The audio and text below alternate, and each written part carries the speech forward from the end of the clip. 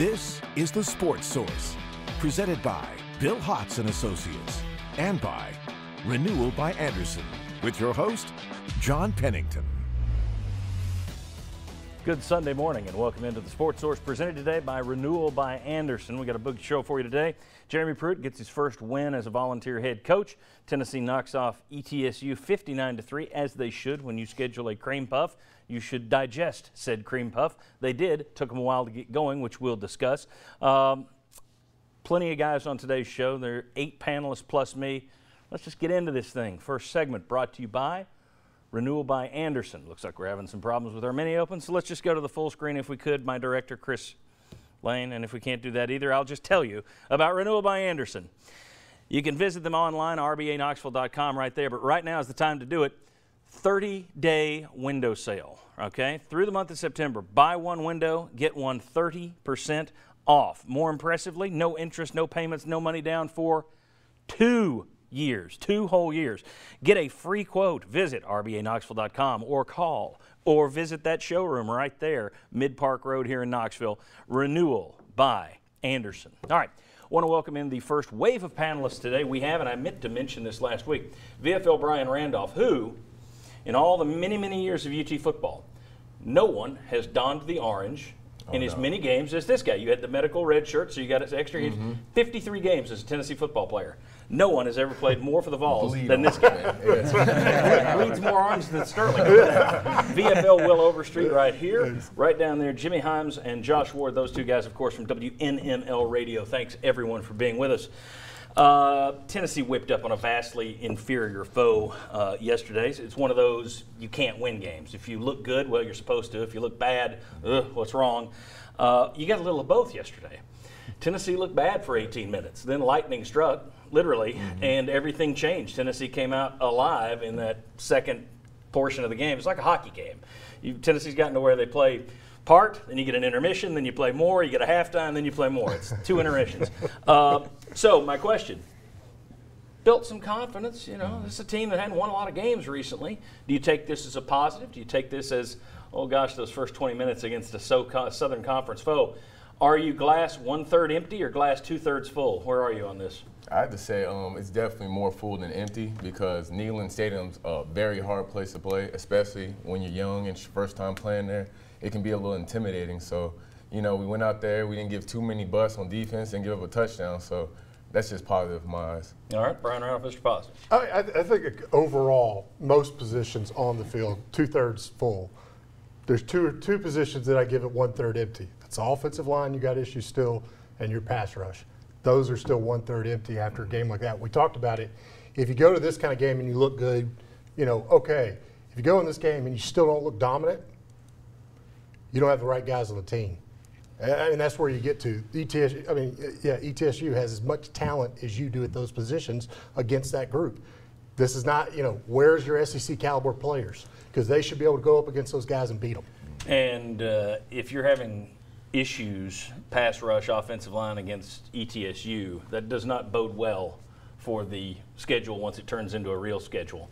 Jimmy Himes, your thoughts on the game? Positive, negative, where are you taking? Well, you hit on the 2 things where I would go 1/3, and that is you didn't run the football very well in the first quarter. You had -1 yard on 8 carries, and then your pass rush was pretty much non-existent. The other thing is I thought there were times ETSU had some receivers open and the quarterback missed them.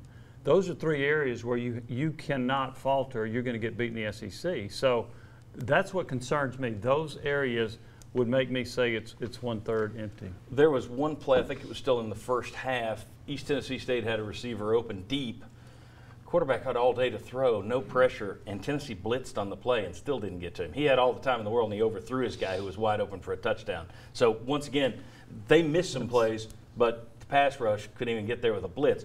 Josh. Yeah, I'll say 2/3 full, because I partly expected there to still be some kind of issues. Now, those are issues that need to be worked on moving forward, but I also thought there were some clear positives. And another week, another delay in the game. This time Tennessee came out with more energy. I thought that was a good sign.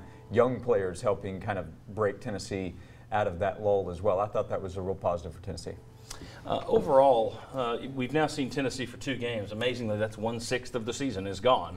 You've also seen Tennessee's foes in the SEC East Now you mix all that together. Florida didn't look good at all. Kentucky was supposed to take a step back this year. I don't know if that was Florida looking terrible or if Kentucky's a little better than everybody anticipated.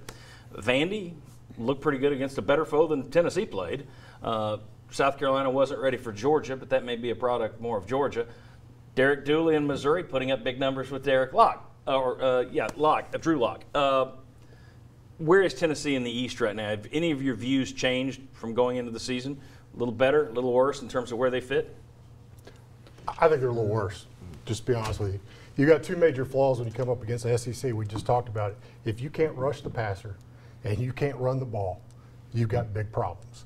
I don't know how this team is going to be able to manufacture what they need to be strongly competitive against these SEC teams. You're going to have to come up with special teams. You're going to have to come up with turnovers. You're going to have some luck. If these groups continue to play at the level they're playing at, you're not good enough to beat most SEC teams, even the bottom rung. So that was my concern too. And the other thing that Kentucky is better than I thought. They ran for 300 yards against Florida. And I know Florida had 3 starters on defense out, but still, you ran for 300 against Florida, and you don't have a quarterback that's a great passer. So that's a concern. Now, Florida's not as good. Kentucky is better. I guess that's kind of a wash. But to me, Tennessee looks like a team that will finish no better than 5th in the East. I put up on Twitter last night. I said, well, maybe I've got to put Florida in the possible win category, which I didn't before the season. I thought Florida would be better. I know most people did. I did not have it there. But one of the responses I got back from someone was, yeah, but you got to put Kentucky now in the possible loss zone. So kind of switches there. Is there anybody in the East that you look, oh, yeah, Tennessee's better than that team? I say after seeing Kentucky handle business against Florida last night, there's no one you can say it's a definite win. Vandy's going to give us some struggles. You know, Georgia's going to be there, but it's going to be a headache if we don't get our offensive line right and get some pass rushing. I think there were people going into the season, Josh, that would have hoped that after 2 games you'd be thinking, all right, Tennessee is clearly better than Team X and Team Y. Now, we're not up here with these guys, but we're clearly better than these. With Brian, I don't know that you're clearly better than anyone in the East. Yeah, you have to be cautious there. I'd say that I still probably feel similar to where I did, and that's because I think I mentioned recently Tennessee could beat Florida, which it still could, and still could lose to Kentucky or Vanderbilt later in the season. So the Florida game, maybe that's why I feel a little better for Tennessee, because I think that's more winnable than I would have said 24 hours ago after seeing what happened with the Gators. And that's a really important one for Tennessee because Florida's before Georgia, Auburn, Alabama. You don't know where your team's going to be physically after that stretch. Next week against UTEP is going to be really important getting ready for Florida. All right, let's roll the dice here. I've got a graphic. Let's see if we can get that. Hey, it's there. Offensive explosion. Here's something we're going to leave this segment on a positive note. 6 offensive touchdowns yesterday versus East Tennessee State. Last year against Missouri, LSU, and Vanderbilt combined, Tennessee had 5 offensive touchdowns. Last year against Florida, UMass, Georgia, and Alabama combined, they had 4 offensive touchdowns. You had a better game yesterday than you did a 3-game stretch last year or a 4-game stretch last year. Pretty awful stuff last year. So if you're looking for a positive, there you go. Yesterday was a big explosion on offense that we haven't seen the likes of in a while. When we come back, Bob and Chuck join us to talk about the offensive line, to talk about the defense. Later, all the VFLs will be out here, and we're going to talk about the value, if there is any, in playing these terrible teams. Because you got another one when UTEP coming up next. We'll talk about it. Come on back on the Sports Source.